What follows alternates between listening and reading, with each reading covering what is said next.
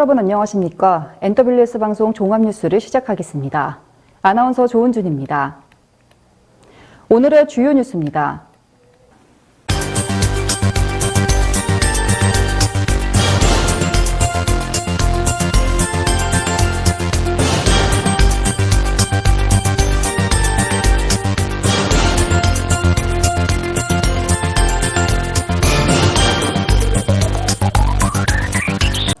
구리소방서는 11월 전국 동시소방차 길터주기 훈련을 진행했습니다.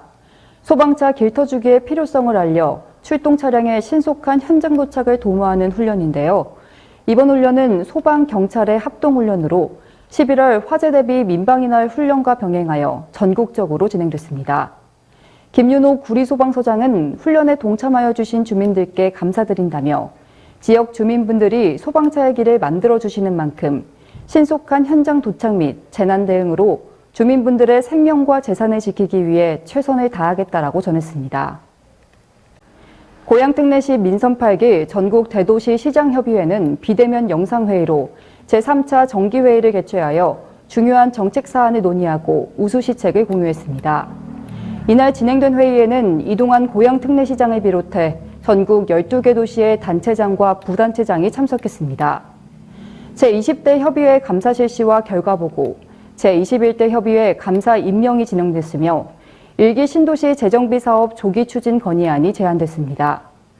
협의회는 정책 개선을 위해 심의를 마친 안건을 정부에 건의할 예정입니다. 2023 세계 도시 포럼이 대단원의 막을 내렸습니다. 이틀 동안 킨텍스에서 진행된 포럼으로 전 세계의 전문가가 도시의 지속 가능한 발전을 위한 실천 대책을 논의했습니다.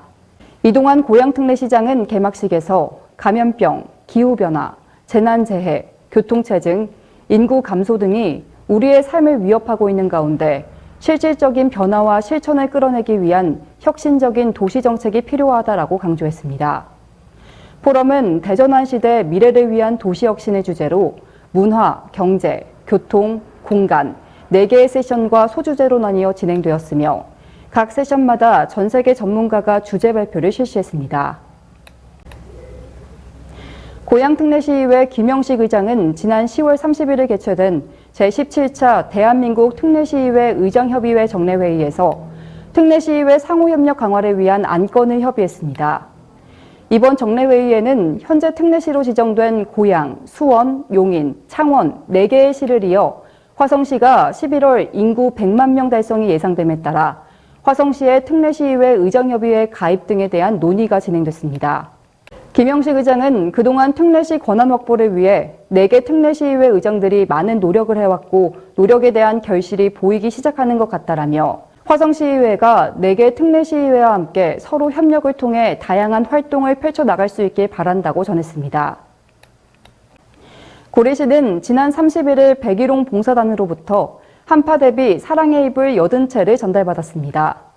백일홍 봉사단은 2022년 창단 이후 101명의 회원으로 구성돼 환경정화, 조리봉사 등 꾸준히 활동을 진행해 왔습니다.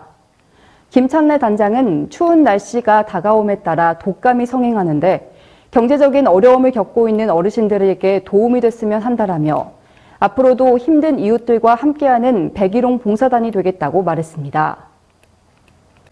구리시는 2024년 3월 개관 예정인 갈매 평생학습센터와 구리시 평생학습관의 프로그램 기획을 위해 11월 한 달간 설문조사를 실시합니다.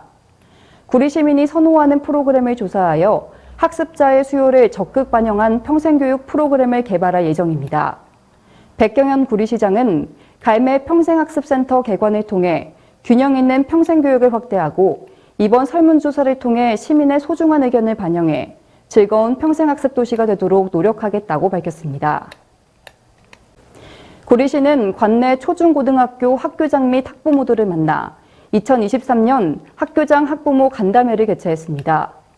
학교 현장의 생생한 의견을 수렴하고 교육 발전에 대한 지자체의 역할을 도모하기 위해 매년 구리시 주관으로 개최하고 있으며 올해는 10월 31일을 시작으로 총 6회에 걸쳐 진행됩니다.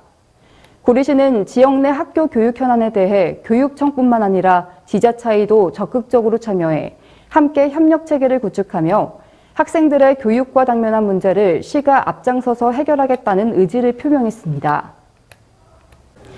윤석열 대통령은 10월 30일 국회에서 내년도 예산안 및 기금 운용 계획안에 대한 시정연설을 했습니다. 시정연설을 마치고 김진표 국회의장, 홍익표 더불어민주당 원내대표, 윤재호 국민의힘 원내대표, 국회 17개 상임위원장들과 간담회를 갖고 대화를 나눴습니다. 대통령이 국회에서 상임위원장들과 간담회를 가진 것은 역대 처음입니다. 대통령은 간담회를 마치며 오늘 상임위원장들을 뵙고 좋은 말씀을 경청했다라고 감사를 전하며 국정 운영과 향후 정부 정책을 입안해 나가는데 여러분의 소중한 의견을 잘 반영하도록 노력하겠다고 말했습니다. 남양주시 태계원읍은 지난달 31일 관내 중고등학교 주변과 청소년 유해업소 밀집 지역 일대에서 청소년 유해 환경 지도 단속 캠페인을 펼쳤습니다. 이번 캠페인은 청소년의 음주와 흡연 등 일탈 행위를 예방하고 업주의 법규 준수 사항을 확인하는 등 청소년 유해 환경을 개선하고자 실시됐습니다. 태계원읍 청소년 지도위원과 관계 공무원 등으로 구성된 합동 점검반은 노래 연습장, PC방, 편의점, 일반 음식점 등 학교 주변 업소들을 방문해 업주를 대상으로 청소년 보호를 위한 계도 활동을 실시했으며 청소년 유해 환경 예방 홍보물을 배부하여 자발적인 참여를 독려했습니다. 주광덕 남양주시장은 지난 31일 내 곁에 왕숙천 둘레길 추진위원 45명과 함께 다산동 왕숙천 일대에 조성한 장미 산책길 현장을 점검했습니다. 다산행정복지센터에서 추진 중인 내 곁에 왕숙천 둘레길은 도농체육공원부터 다산선영공원, 중앙공원과 도농사거리 경관광장까지 8.5km 구간을 연결하는 둘레길 조성 사업입니다. 현장을 살펴본 주 시장은 왕숙천 둘레길이 지역 주민들에게 쾌적하고 안전한 산책길이자 여가 공간이 될 수 있게 기대한다며 민간 협력의 본보기가 될 수 있도록 추진위원들께 둘레길 활성화를 위해 최선의 노력을 다해 주시길 바란다고 당부했습니다. NWS 방송 종합뉴스를 마칩니다. 시청해주신 여러분 고맙습니다.